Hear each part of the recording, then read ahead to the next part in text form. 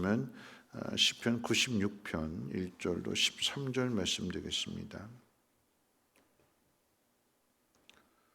하나님 말씀은 시편 96편 1절로 13절까지 한 절씩 교독으로 읽겠습니다. 96편 1절로 13절입니다. 새 노래로 여호와께 노래하라. 온 땅이여 여호와께 노래할지어다.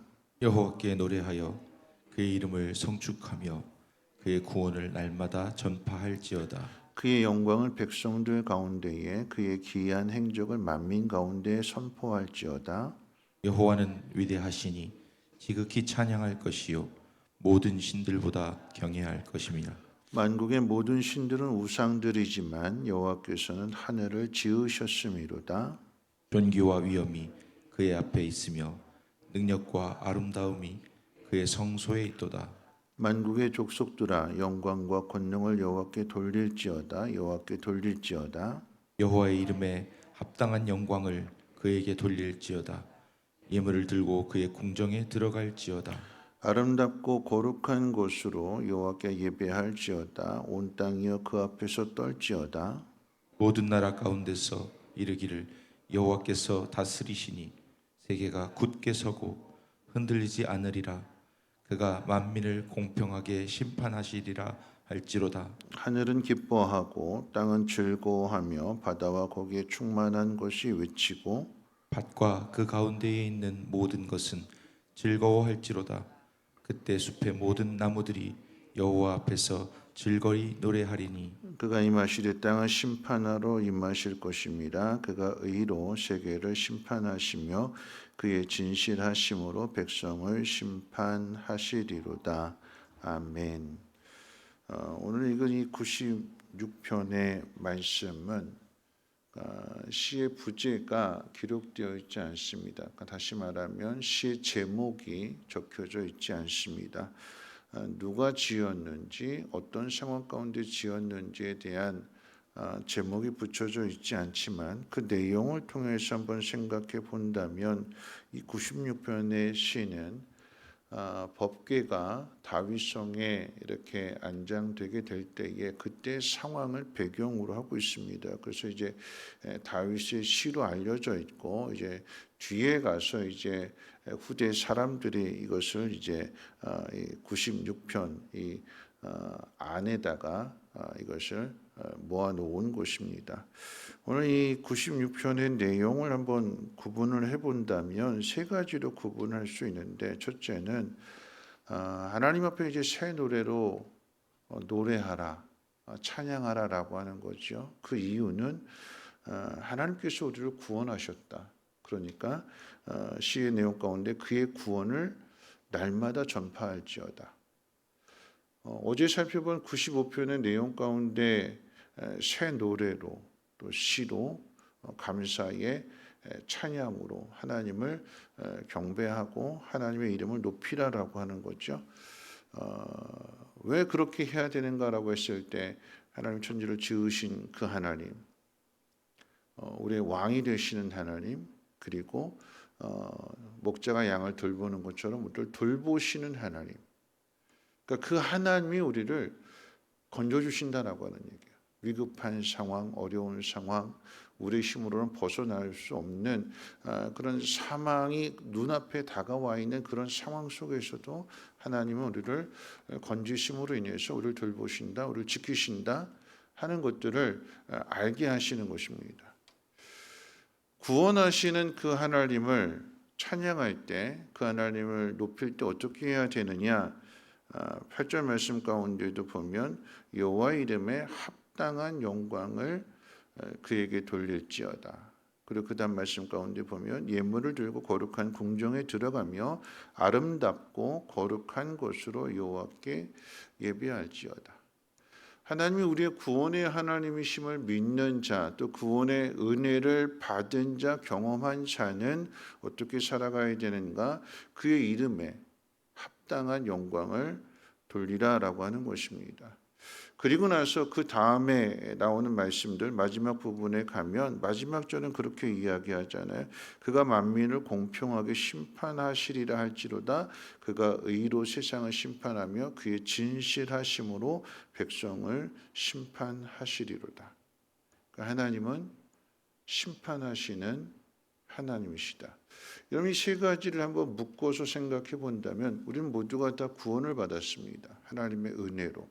우리 힘으로 우리의 노력으로 아니라 하나님께서 우리를 건져 주신 거예요. 위에서부터 힘이 작용해서 그저 우리는 손만을 뻗쳤을 뿐인데 아니 손조차 뻗치지 못하고 허우적거리고 있는데 위에서 우리를 잡아서 끄집어 올린 거예요. 위에 있는 힘으로 우리가 한 것이 아무것도 없다라고 하는 얘기예요. 그러면 하나님이 우리를 건져 주셨기 때문에 그 사망에서 생명의 자리로 옮겨 놓으셨기 때문에 그 일을 행하신 그 놀라운 일들을 행하신 하나님 앞에 감사함으로 예물을 드려야 되는 것이고 그의 이름에 합당한 영광을 돌려야 된다라고 하는 거예요. 근데 그렇지 않는다라고 하면 마땅히 돌려야 될 그 영광을 하나님께로 돌리지 않는다면 단순하게 예수 믿는 사람들의 이야기가 아니라 물론 예수 믿는 사람들 속에서도 생각해 볼 수 있는 것도 있지만 더 중요한 건 뭐냐면 하나님이 온 세상을 지으셨다고 이 시편 기자가 노래하는 거잖아요. 하나님 모든 것들을 창조하셨다. 하나님이 모든 것들을 다스리신다. 하나님이 다스리시는 그 세계는 결코 흔들리지 않는다라고 했을 때에 하나님 우리의 창조주가 되신다면 그 피조물인 우리들은 지음을 받은 우리들은 마땅히 하나님 앞에 감사하고 하나님 앞에 영광을 돌려야 되는 것입니다. 그런데 그 사실을 알지 못하는 거죠. 세상의 사람들은. 하나님을 알지 못하고 그 길로 계속하면 멸망당한다라고 하는 조차도 깨닫지 못하고 죽어봐야 알지 죽은 다음에 뭐 있겠어? 하는 마음으로 그저 이 땅만 생각하고 하나님을 전혀 생각하지 않고 살아가는 그 사람들에게 남은 것은 심판인 거죠. 이 심판과 구원은 같은 자리에 있는 거예요. 심판의 자리에서 건짐받는 게 구원인 거잖아요. 근데 심판의 자리에서 건짐을 받지 못하고 그냥 그대로 흘러간다면 그 마지막은 멸망이 될 수밖에 없습니다. 그게 이제 지옥이 되는 거죠. 여러분 이것이 이제 다윗이 지은 시라고 했을 때에 여러분 다윗이 하나님을 찬양하고 하나님 앞에 감사하는 그 이유가 무엇이냐? 하나님 나는 아무것도 아닌데 나는 감히 이스라엘의 주권자가 될 것이라고 하는 것은 꿈조차 꿀 수 없는 그런 환경 속에 있었는데 그저 베들레헴의 한 작은 집안의 목동에 불과했는데 그 목동 가운데 이세 아들 가운데 있어서도 위에 쟁쟁한 형들이 다 있고 건장한 형들이 다 있고 나는 가장 약한 막내에 불과했는데 하나님께서 그런 나를 택하시고 다듬으셔서 마침내 하나님의 능력으로 하나님의 방법으로 이스라엘의 주권자가 되게 하셨습니다. 모든 것들을 다 하나님 앞에 맡기고 다윗은 따라갔지요. 처음에 사울도 그랬어요. 처음에 사울도 겸손했습니다. 그런데 겸손했던 사울이 왕이 되고 나서 변했잖아요. 합당한 영광을 돌리지 않았고 하나님의 법을 무시했고 자기 마음대로 행했습니다. 하나님의 뜻이 다윗에게 있다. 이 촛대가 옮겨졌다라고 하는 것을 알면서도 사울보다도 다윗이 더 의롭다. 그렇기 때문에 하나님이 너를 내 다음에 후사로 세우신 거구나. 자기 입술로 이야기하면서도 정작 행동은 그런 다윗을 죽이려고 하는 그런 상황 속에서 하나님이 다윗을 지키시고 보호하시고 건져주시죠. 3,000명이 샅샅이 뒤지고 있는 그 상황 가운데 바로 코앞에 있는데 그런데도 보지 못하고 죽이지 못하는 그러니까 하나님이 돌보시고 하나님 지켜주시는 그 은혜를 다윗이 고난을 당하면 당할수록 경험하게 되니까 그가 왕이 되었을 때 어떤 마음을 품는가 이 모든 것이 하나님의 은혜인데 나는 이렇게 백향목공에 좋은 곳에 살고 있는데 하나님의 법궤는 저 장막에 방치되어져 있구나.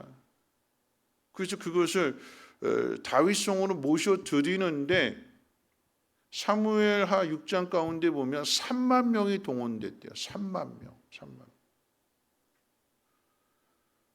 역대상 16장 가운데도 보면 그 중에서도 레위인들을 특별하게 선별해 가지고 법궤를 메고 오는 일이나 또 찬양하는 일이나 연주하는 일이나 이 모든 일들 가운데 무려 862명의 레위인들이 다 동원이 됩니다. 그리고 그 법궤가 마침내 다윗 성으로 들어오게 되었을 때에 이 다윗이 막 춤을 추잖아요.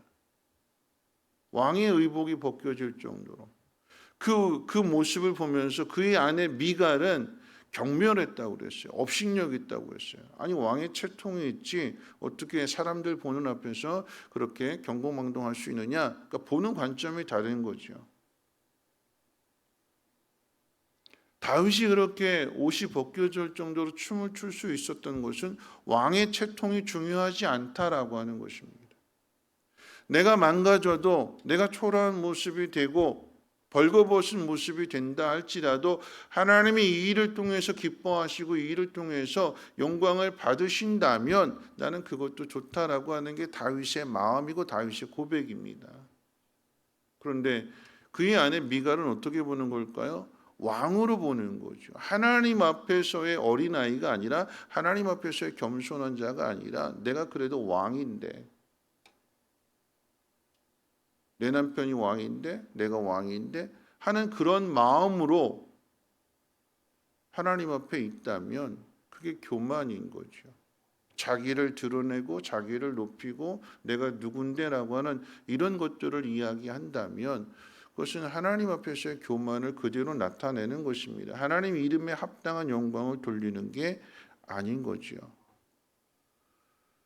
그럼 이스라엘 백성들의 역사 속에서 이 성전이라고 하는 것은 아주 중요한 것인데 그런데 왜 이 다윗이 그토록 성전을 건축하려고 했고 법궤를 모셔드리려고 했느냐라고 한다면 이 법궤라고 하는 것은 하나님 임재의 상징이거든요.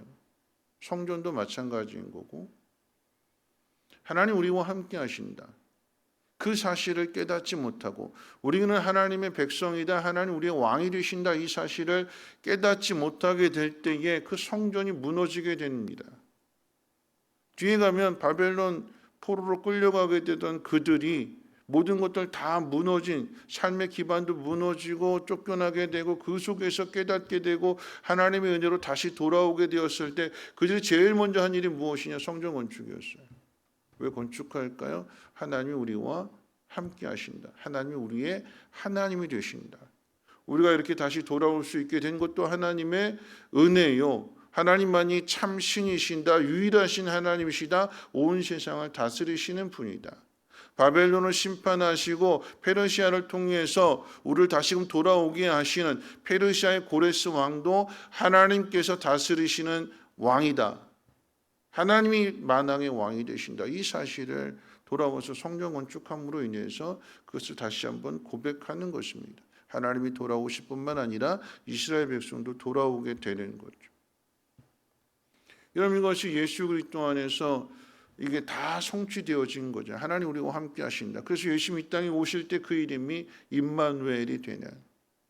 그런데 그 임마누엘이 이제는 성전에 찾아올 그럴 필요조차도 다 상쇄하시고 완전하게 이루실 때 어떻게 이루셨느냐? 예수님이 성전이 되셔서 우리와 함께 하시는. 어제 수요일 말씀 가운데 성령을 우리 가운데 보내주심으로 인해서 우리가 성전이 되어지는 예수님의 한 몸이 되고 지체가 되는 함께 하신다라고 하는 거죠. 그럼 우리가 어떻게 살아가야 될 것이냐?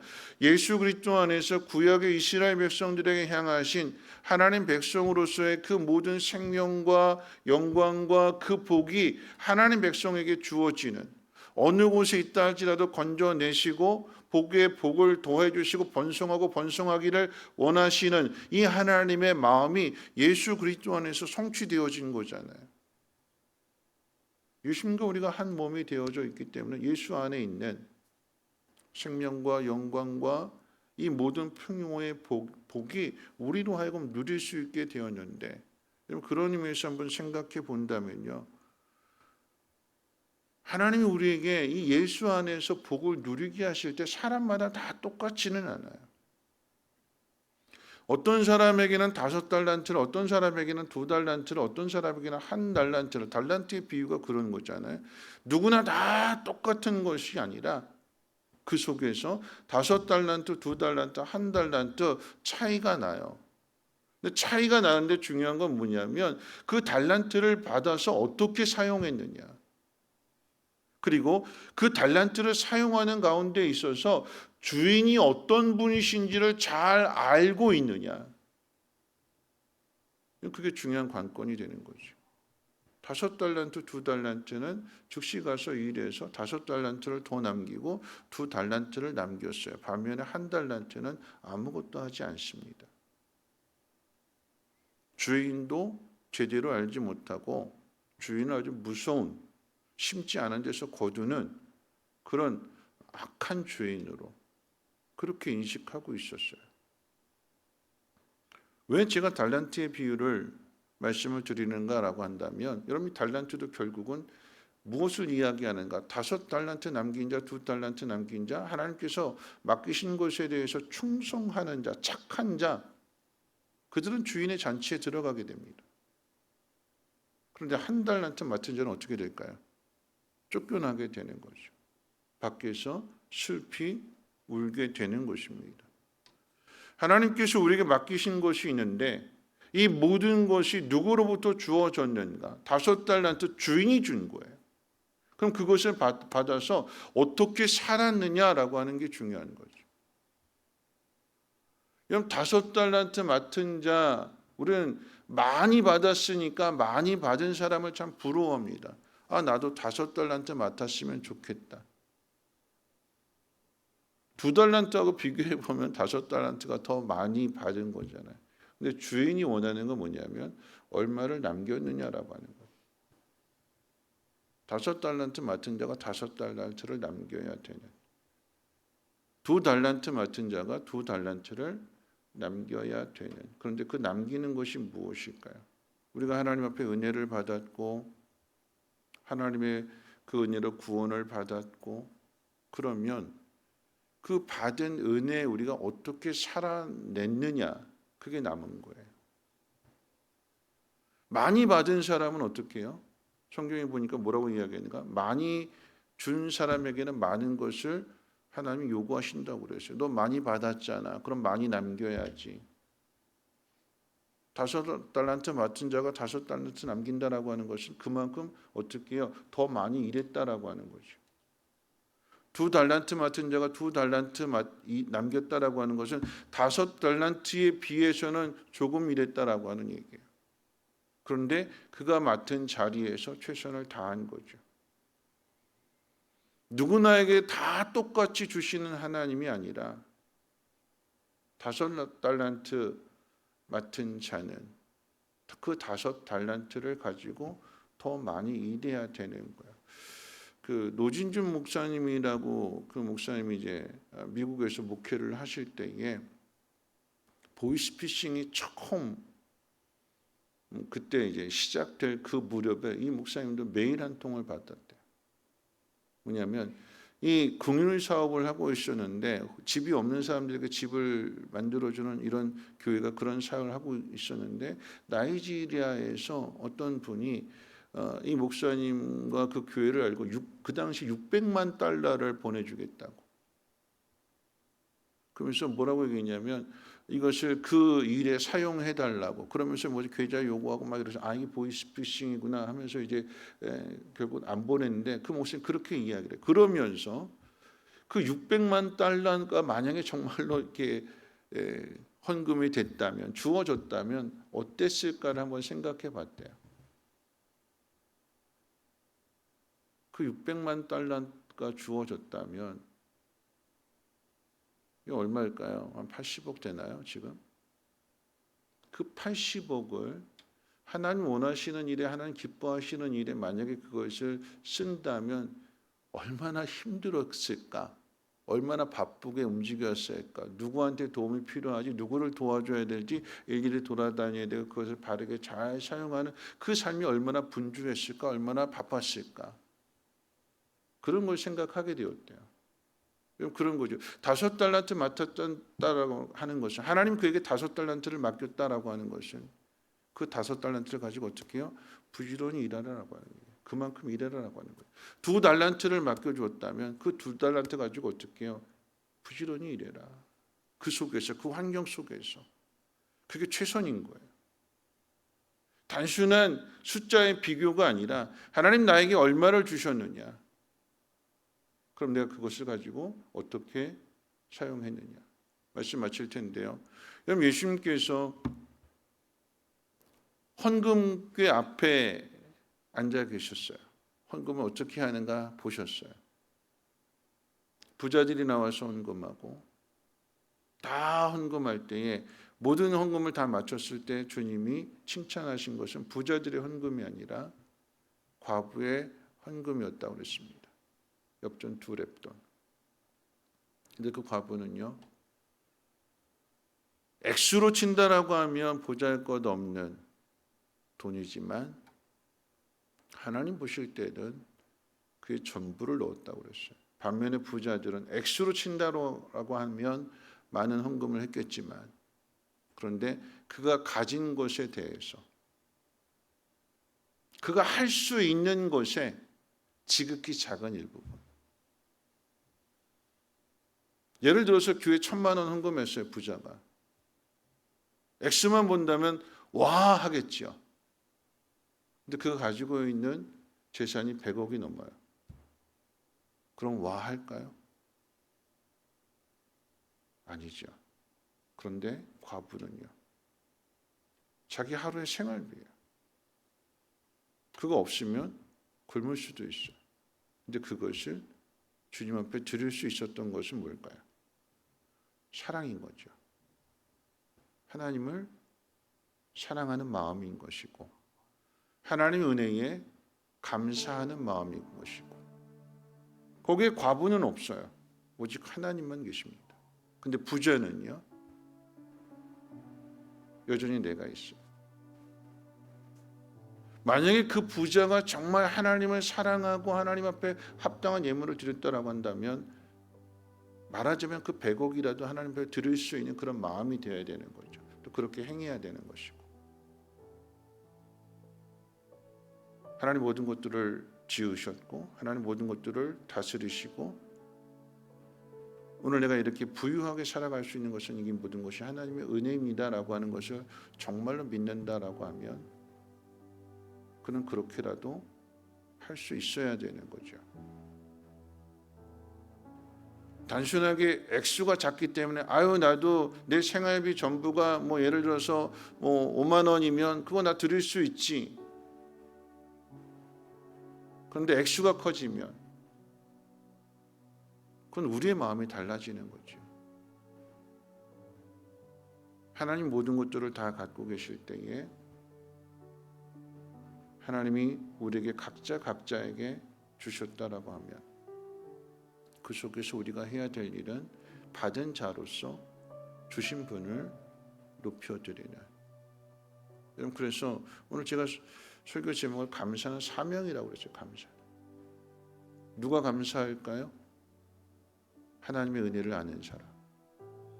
나를 구원해 주신 분이 하나님이심을 아는 사람.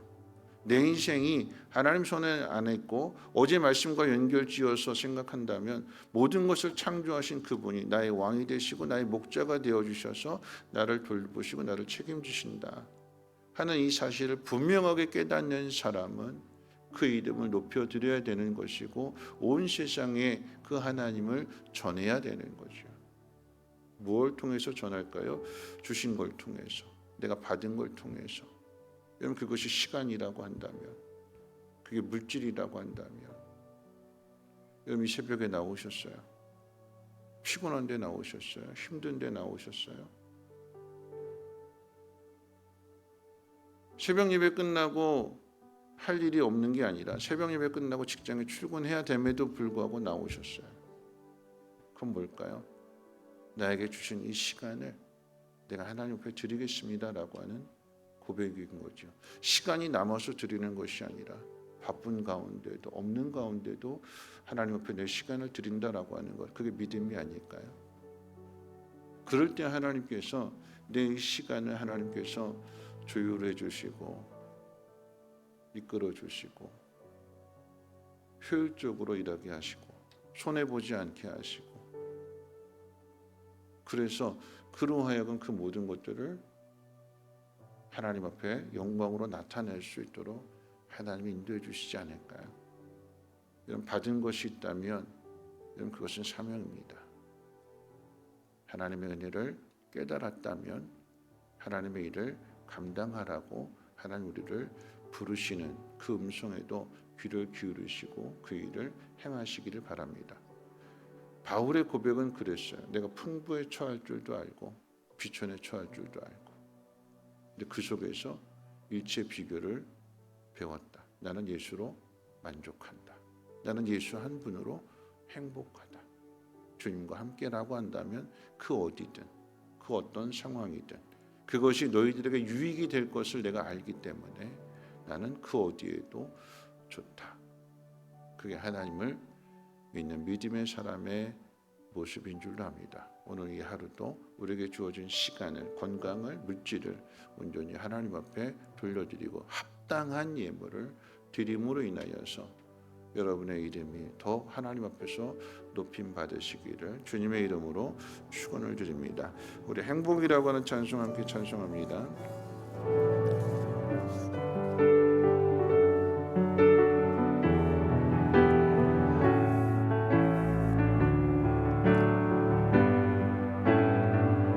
화려하지 않아도 정결하게 사는 삶, 가진 것이 적어도 감사하며 사는 삶, 내게 주신 작은 힘 나눠주며 사는 삶, 이것이 나의 삶의 행복이라고. 날이 많지만 눈물 날 일 많지만 기도할 수 있는 것, 억울한 일 많으나 주를 위해 찾는 것, 비록 짧은 작은 삶 주 뜻대로 사는 것, 이것이 나의 삶의 행복이라오. 이것이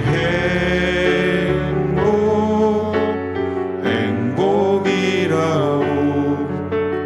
세상은 알 수 없는 하나님 선물, 이것이 행복이라오. 하나님의 자녀로 살아가는 것, 이것이 행복이라오. 이것이 행복이라오. 세상은 알 수 없는 하나님 선물, 이것이 행복이라오. 하나님의 자녀로 살아가는 것, 이것이 행복이라오. 오늘 말씀 생각하면서 함께 기도하실 텐데요. 이스라엘 백성의 그 역사를 한번 돌아본다면 애굽의 종으로부터 시작이 됩니다. 종되었던 그들을 하나님이 건져내십니다. 자유가 주어지는데요. 이 자유라고 하는 것은 내 자유니까 내 마음대로 말하고 내 마음대로 원망하고 내 마음대로 불평하고 내 마음대로 돌아서는 것이 아니라 하나님이 건져내셨기 때문에 그 하나님의 손에 이끌림을 받는 그 속에서 훈련을 받아서 무엇이 옳고 무엇이 그른지를 잘 분별하여서 나를 건져내신, 나를 구원하신 하나님의 뜻대로 살아갈 수 있는 그 능력을 갖추는 것, 그게 믿음이라고 할 때에 그 믿음 안에서의 자유입니다. 그 믿음 안에서 모든 것을 할 수 있는 사람이 되는 것이고, 그런데 그 모든 것을 할 수 있는 것은 나를 위해서가 아니라 거룩하신 하나님을 위해서 할 수 있는 그런 마음들, 그 가운데 하나님은 능력 주시는 자 안에서 모든 것을 할 수 있도록 하신다라고 하는 거죠. 그래서 그 훈련은 어디서 받는가? 광야에서. 여러분, 광야는요 만나 매출학입니다. 하루 일용할 양식밖에는 없어요. 그것으로 만족하고 그것으로 감사하고 그 속에서 소망을 갖게 되고, 그런 그들이 약속의 땅에 들어간 것, 심지 않은 것을 거두고 젖과 꿀이 흐르는 그 땅에서 농사를 지었을 때의 풍성한 결실을 거두는 것은 혼자 잘 먹으라고 하는 것이 아니라 연약한 자를 돌아보고 책임져 주고, 그런 모습들이 세상의 본이 되고 열방의 빛이 되고, 그래서 세상이 그 모습을 보고 하나님께로 돌아오게 되는, 초대교회 안에 부유한 사람이 그 재산을 팔아서 가난한 사람을 도와주게 될 때에 그 가난한 사람들이 도움받게 되는 그 일들이 세상의 사람들이 보니까 이런 데가 없거든요. 그러니까 그 안으로 돌아오게 되는 것이고, 믿는 자의 수가 날마다 더하여지게 되는, 이런 감사는 사명입니다. 구원받은 자의 사명입니다. 감사가 일하게 해야 되는 거예요. 오늘 내 마음속에 이 구원받은 은혜가 날마다 새롭게 되는지, 새 노래로 하라고 했을 때에 그저 구원받아서 예수 믿어서 천국 간다 이것으로 끝나는 것이 아니라 내 삶의 모든 환경 가운데 하나님 돌보시고 지켜주심을 깨닫는다라고 하면 내가 어떻게 하나님 앞에 합당한 영광을 돌려드릴까, 여러분 고민하시고 여러분의 시간을, 여러분의 건강을, 여러분의 물질을, 아니 건강한 사람만이 하고 시간이 있는 사람이 하는 것이 아니라 내 몸이 아파도 나를 지키시는 분이 하나님이심을 내가 고백합니다. 내가 죽어도 교회 가서 죽어야지, 내가 죽어도 기도하다가 죽어야지. 그럼 이게 사명인 거잖아요. 하나님 나에게 물질을 주셨다라고 한다면 이 물질을 내가 하나님의 나라를 위해서 사용해야지. 이 땅에서는 없어지는 것이지만 천국에서는 그게 보화로, 보물로, 상급으로 쌓여진다고 그랬어요. 하나님 앞에 감사함으로 이 모든 일들을 이루어가게 해달라고. 하나님, 내가 하나님의 은혜를 깨닫고 감사가 내 사명이 되어서 어느 곳에 있든지 원망하고 불평할 일이 아니라 감사하게 하시고 기뻐하게 하시고 모든 것이 하나님의 은혜입니다 고백하며 살아갈 수 있는 행복한 사람 되게 해달라고 함께 통성으로 하나님 앞에 기도합니다. 거룩하신 하나님 감사합니다. 오늘도 하나님 말씀을 듣습니다. 내게 주어진 이 모든 환경 속에서 하나님의 은혜를 생각하고 하나님 앞에 감사할 수 있는 그러한 믿음이 되게 도와주시옵소서. 하나님, 내가 오늘 숨을 쉬게 된 것도 감사입니다. 하나님, 내가 오늘 이 하루를 또 살아갈 수 있는 것도 하나님 감사입니다. 하나님, 오늘 이 감사가 우리의 사명이 되게 도와주셔서 해야 할 일들을 찾게 하옵시고, 하나님 그 속에서 하나님의 이름을 높이며 하나님의 영광을 나타낼 수 있는 우리 믿음이 되게 도와주시옵소서. 하나님, 일용할 양식으로 감사하며 만족하며 내일 염려하지 않게 하시고 쌓아두지 않게 하시고 잘 흘려보내서 하늘로부터 더 귀한 것들을 공급받을 수 있는 우리의 믿음이 되게 도와주시옵소서. 성경은 심은 대로 거둔다고 했습니다. 하나님 우리 앞에 주신 그 모든 것들을 심어 나가게 될 때에 더 풍성한 결실을 거두게 하시고 땅의 것으로 심어서 하늘의 것으로 상 받을 수 있는 우리의 삶이, 우리의 믿음이 되게 도와주시옵소서.